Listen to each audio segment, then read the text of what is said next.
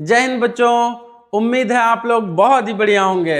आज हम आप लोगों को सिखाने वाले हैं, समझाने वाले हैं संख्याओं का वर्गीकरण। टॉपिक तो देख के ही पता चल गया होगा, ठीक है। चलिए हम इसके बारे में थोड़े और डिटेल से जानते हैं और संख्याओं को पहचानते हैं। कौन सम संख्या है, कौन विषम संख्या है, कौन प्राकृतिक संख्या है, कौन पूर्ण संख्या है, कौन पूर्णांक है। इन सब संख्याओं में क्या क्या अंतर है, एक एक को हम डिटेल से समझेंगे। चलिए सबसे पहले अगर हम शुरू करते हैं, सबसे पहले तो वहां पे हमारा आता है अंक। क्या आता है? अंक। अंक को जानना बहुत ही जरूरी है। अभी हमारे शॉर्ट वीडियो में आप लोग देखे होंगे कि अंक और संख्या में क्या अंतर है। जो लोग नहीं देखे हैं देख लीजिएगा, नहीं तो हम यहाँ पे क्लियर कर देते हैं। अंक होता क्या है? 0 से लेके 9 तक। कहां से? 0 से लेके 9 तक के सभी चिन्हों को अंक कहते हैं। जैसे मान लीजिए यहाँ पे डिफिनीशन देखते हैं हम। वे बुनियादी चिन्ह या संकेत जिनका उपयोग संख्याओं को लिखने के लिए किया जाता है। समझ में आ गया? यानी कि एक बस सिंबल होता है, चिन्ह होता है, ठीक है। अब चिन्ह क्या होता है? जैसे मान लीजिए 0 1 2 3 4 5 6 7 8 और 9। यानी कि हमारे जो भी है, हम मैथ में कुल कितने अंक लिखते हैं? 10। कितने? 0 से लेकर के 9 तक आएंगे तो हमारी संख्या कितनी हो जा रही है? 10। समझ में आ गया? उम्मीद है अंक आपको क्लियर हो गया होगा। अंक अगर पूछेगा तो आपको यही बताना है कि वे बुनियादी चिन्ह जिनको हम संख्याओं को लिखने के लिए उपयोग करते हैं। आगे समझ में? अब ये कंफ्यूजन हो रहा होगा कि संख्या और अंक में क्या अंतर है, तो भी आपको बता दें। ये बस चिन्ह होता है 0 से लेके 9 तक। 0 से लेके 9 तक एक चिन्ह होता है, ठीक है। और संख्या क्या होता है? एक या एक से अधिक अंकों से मिलके जो मात्राएं दर्शाते हैं हम उनको संख्या कहते हैं। जैसे मान लीजिए यहाँ पे 25 में 2 अंक है, एक 2 है और एक 5 है, तो हमारा क्या हो गया? संख्या। फिर उसके बाद से मान लीजिए 400 क्या हो जाएगा? हमारा संख्या, ठीक है। चलिए आपके लिए हम एक क्वेश्चन देते हैं, आप बताइएगा कि ये संख्या है या फिर अंक, ठीक है। बताइए 7 और 8 संख्या है या अंक? चलिए बहुत बढ़िया, ठीक है। दोनों संख्या और अंक दोनों है, ठीक है। चलिए यहाँ पे शुरू करते हैं। नेचुरल नंबर क्या है? तो प्राकृतिक संख्या। प्राकृतिक संख्याएं क्या होती हैं? गिनती के लिए आप जो भी संख्याओं का यूज करते हैं, जैसे मान लीजिए आपको अपनी क्लास में बेंचों की संख्या गिनना है या बच्चों की संख्या गिनना है, घर में बर्तन गिनना है यानी कि प्लेट गिनना है कितना है, तो हर चीजों की शुरुआत हम देखेंगे तो कहां से करते हैं? 1 से। कहां से करते हैं? 1 से। 1 2 3 4 5 6 7 8 9 10 11 12 13, जहां तक भी गिन सकते हैं। कहां तक गिन सकते हैं? अनंत तक। कहां तक गिन सकते हैं? अनंत तक, ठीक है ना। तो प्राकृतिक संख्या क्या होती है? प्राकृतिक संख्या गिनती की वे संख्या है जो 1 से शुरू होती है, या फिर ऐसे कह सकते हैं गिनती के उपयोग के लिए जिन संख्याओं का उपयोग किया जाता है, गिनती गिनने के लिए जिन संख्याओं का उपयोग किया जाता है उन्हें हम क्या कहते हैं? प्राकृतिक संख्याएं कहते हैं, ठीक है। एग्जाम्पल के लिए हम ले सकते हैं 1 25 108 2500 5000 लाख, अनंत तक, जहां तक आप गिन पाए वहां तक, ठीक है। अब हम उसके बाद से यहाँ पे कुछ क्वेश्चंस दिया हुआ है, ठीक है। जैसे देख लीजिए, सबसे छोटी प्राकृतिक संख्या कौन सी है? कौन सी है सबसे छोटी प्राकृतिक संख्या? 1। कौन है? 1। क्लियर, ठीक है। अब क्या 0 एक प्राकृतिक संख्या है? नहीं है। क्यों नहीं है? क्योंकि परिभाषा में हम क्या बोले हैं? गिनती की वे संख्या। कोई 0 से नहीं गिनता है। 0 1 2, अब उंगली गिनना है, ठीक है। 0 1 2 3 4, हाथ में तो 4 ही उंगली हो जाएगी, ठीक है। तो गिनती के लिए हम कहां से उपयोग करते हैं? 1 से। तो 0 प्राकृतिक संख्या है? नहीं है, ठीक है ना। चलिए, क्या ऋणात्मक संख्या प्राकृतिक संख्या होती है? देखिए ये अगर ऋणात्मक संख्या, जैसे मान लीजिए यहाँ पे -25 लिखा हुआ है, ठीक है, तो हम उसको ऋणात्मक प्राकृत बोलते हैं। क्या बोलते हैं? ऋणात्मक प्राकृत, ठीक है ना। और अगर माइनस का साइन नहीं लगा हुआ है, ठीक है, तो हम उसको सिर्फ प्राकृतिक बोलते हैं। चलिए अब हम आगे देखते हैं, अगला हमारा आता है पूर्ण संख्या। पूर्ण संख्या में क्या होता है, प्राकृतिक संख्या में, किसमें, प्राकृतिक संख्या में अगर शून्य को शामिल कर लिया जाता है तो उसे हम पूर्ण संख्या बोलते हैं। यानी कि जीरो की कमी थी प्राकृतिक संख्या में, जीरो शामिल हो गया तो उसको क्या दे दिए, पूर्ण, ठीक है ना।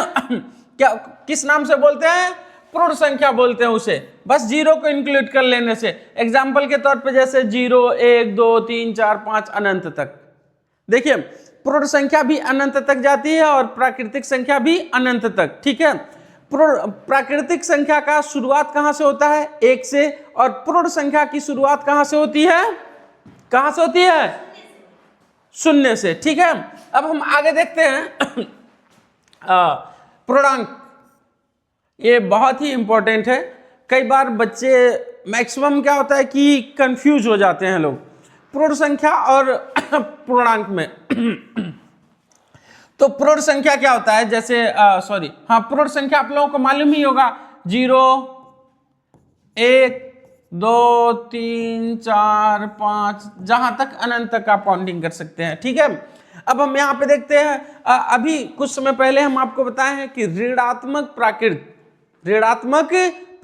ऋणात्मक क्या होता है कि प्राकृतिक संख्याओं के पहले ही ऋण का साइन लग जाता है, ठीक है, माइनस का साइन, ऋण का साइन लग जाता है तो हम उसे बोलते हैं ऋणात्मक प्राकृत। जैसे मान लीजिए 1 -1 हो गया, -2 -3 -4 -5। समझ में आ रहा है सबको, ठीक है ना, क्लियर।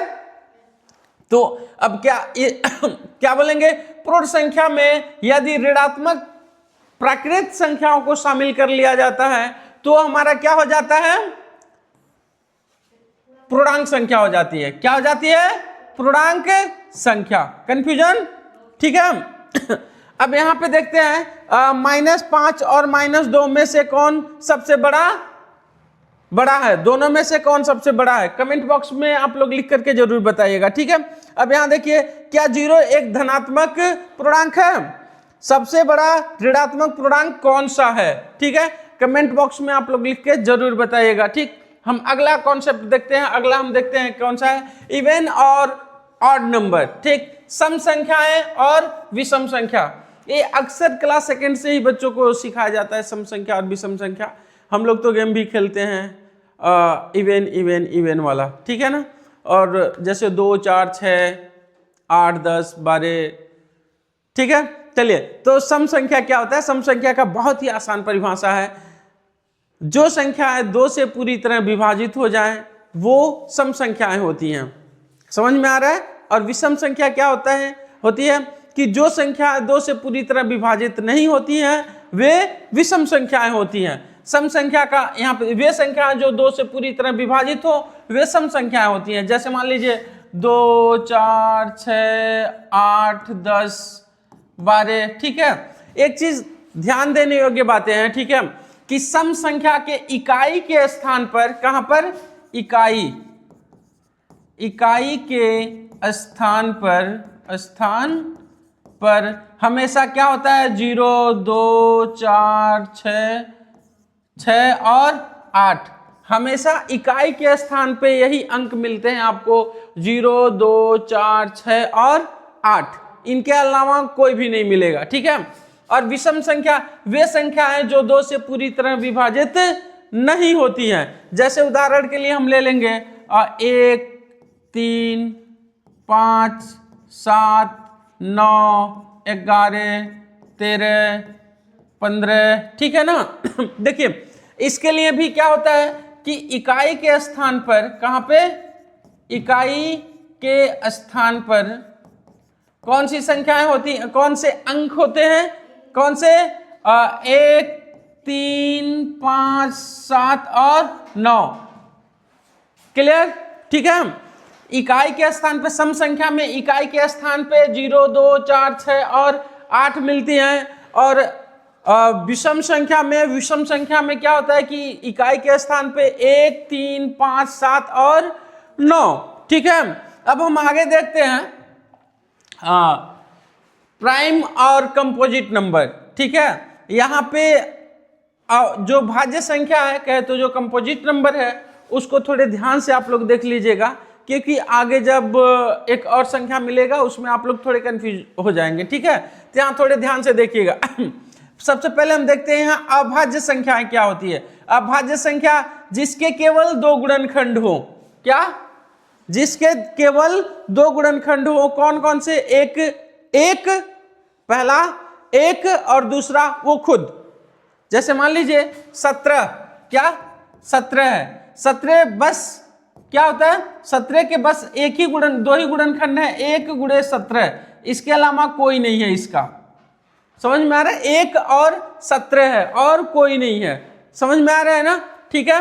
और हमारा कंपोजिट नंबर क्या होता है, भाज्य संख्याएं क्या होती हैं, जिसके 2 से अधिक गुणनखंड हो। जैसे मान लीजिए यहाँ 15 ले लेते हैं, तो 15 के क्या हो जाएंगे गुणनखंड, जैसे 1 हो जाएगा, 3 हो जाएगा, 5 हो जाएगा। समझ में आ रहा है, ठीक है। एक से, और इसको बहुत ही ज्यादा जो परिभाषा बच्चे याद कर लेते हैं, ठीक है, मैक्सिमम लोगों को याद रहता है और बहुत ही आसान है कि वे संख्याएं, अभाज्य संख्या का परिभाषा बता रहे हैं आपको, ठीक है, वे संख्याएं जो एक और स्वयं के अलावा किसी भी संख्या से भाग देने पे पूरी तरह विभाजित नहीं हो, उसे हम अभाज्य संख्या कहते हैं। वे संख्या जो एक और स्वयं के अलावा, किसका, कौन से, एक और स्वयं के अलावा किसी भी संख्या से भाग देने पे पूरी तरह विभाजित नहीं हो, उसे हम क्या बोलते हैं, अभाज्य संख्या बोलते हैं, ठीक है। अब ठीक उल्टा क्या होता है, भाज्य संख्या हमारा, जैसे अभाज्य संख्या हम कुछ लिख देते हैं आपको यहाँ पे, 2, 3, 5, 7, 11, फिर 13, 17, 19, ठीक है, 19, ये आप लोग 200 तक याद कर लीजिएगा, ठीक है। एक और स्वयं के अलावा जो संख्याएं भाग देने पे, सॉरी परिभाषा क्या था, एक और स्वयं के अलावा वे संख्याएं जो एक और स्वयं के अलावा भाग देने पे किसी भी संख्या से ना कटे, वो क्या होता है, हमारा अभाज्य संख्या। और भाज्य संख्या क्या होता है, एक और स्वयं के अलावा किसी भी अन्य संख्या से भाग देने पे कट जाए, वो हमारी हो जाएगी भाज्य संख्या। क्या हो जाएगी, भाज्य। कंफ्यूजन किसी को समझ में आ रहा है ना, ठीक है ना।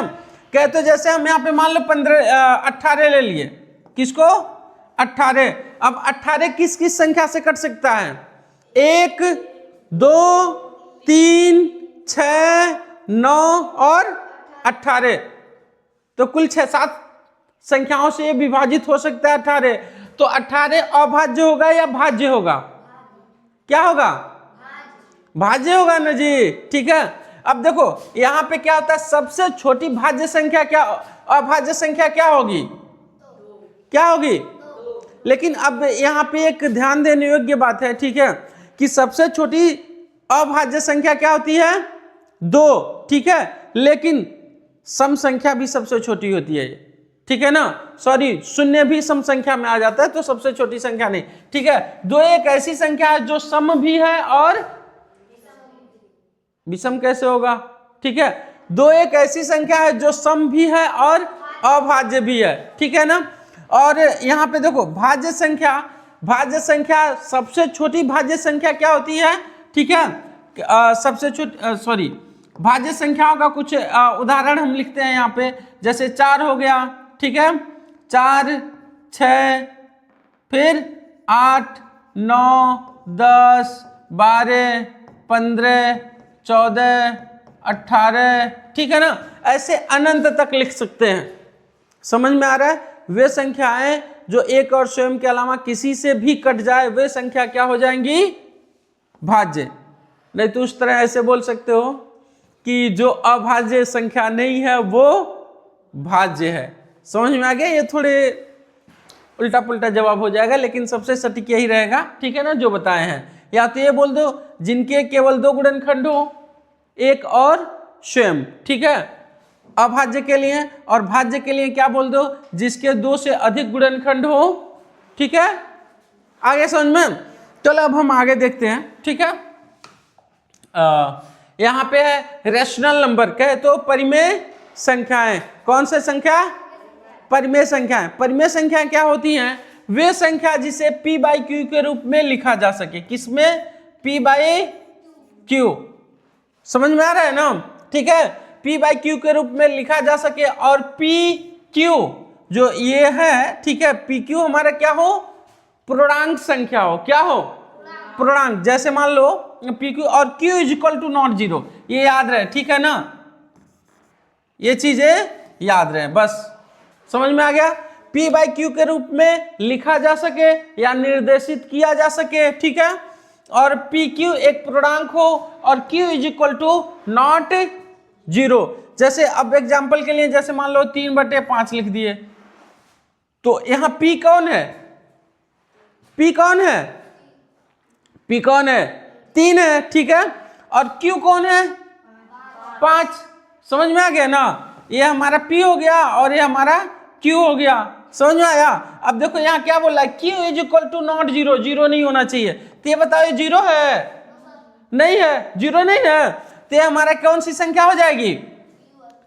परिमेय संख्या, ठीक है ना? कंफ्यूजन किसी को?